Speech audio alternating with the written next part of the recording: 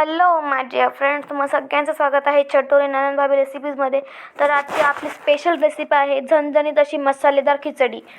तर त्यासाठी आपण सगळ्यात अगोदर कांदा, बटाटा, टमाटर असे कापून घेतलेत व लसणच्या पाकळ्या आपण त्यांचे साल सोलून घेतलेत. त्यानंतर कढीपत्ता व कोथिंबीर आहे खूप चांगल्या प्रमाणात घेतली आहे.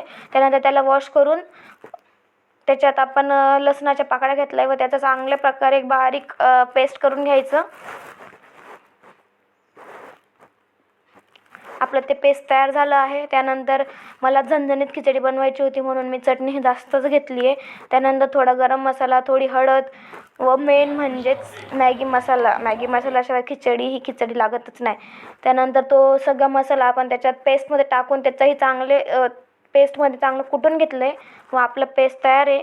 त्यानंतर कुकरमध्ये तेल गरम करायला ठेवलं होतं. त्याच्यानंतर त्याच्यात जिरं, मोहरी त्यात चांगलं तडतड उडू दिलं व चांगला स्मेल यायला लागला का,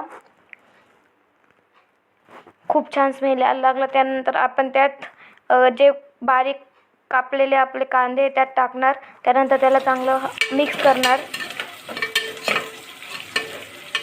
कांद्यांना चांगले ब्राउनिश कलर यायला लागला का, त्यानंतर आपण त्याच्यात जो आपलं पेस्ट तयार केलं आहे म्हणजेच जे चटणी वगैरेचं पेस्ट होतं तो त्याच्यात टाकणार व ते चांगल्या प्रकारे मिक्स करायचं. विदाऊट कुठलाही मसाला न भाजता मसालेदार खिचडी बनवायची असेल तर ही रेसिपी सगळ्यात बेस्ट आहे.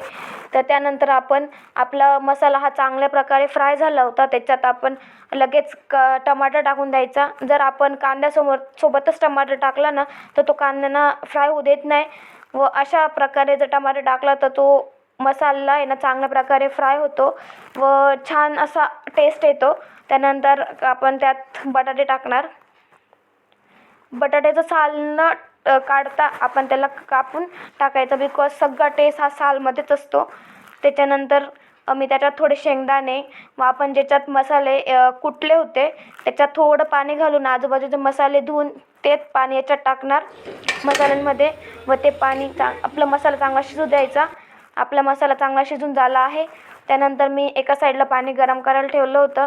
खिचडीमध्ये कधीही गरम पाणीचाच यूज करायचा, कारण आपण गार पाणी टाकलं व गार पाणी म्हणजेच नॉर्मल वॉटर जर आपण खिचडीत टाकलं तर त्याचा सगळा टेस्ट बिघडतो. त्यामुळे गरम पाण्याचाच यूज करायचा. आपल्या खिचडीचा टेस्ट जसाचा तसाच राहतो, खूप टेस्टी येते.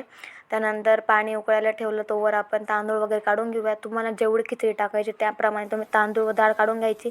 त्यानंतर आपलं पाणी चांगल्या प्रकारे उकळीस आलं आहे. त्यानंतर मी तांदूळ आणि हे डाळ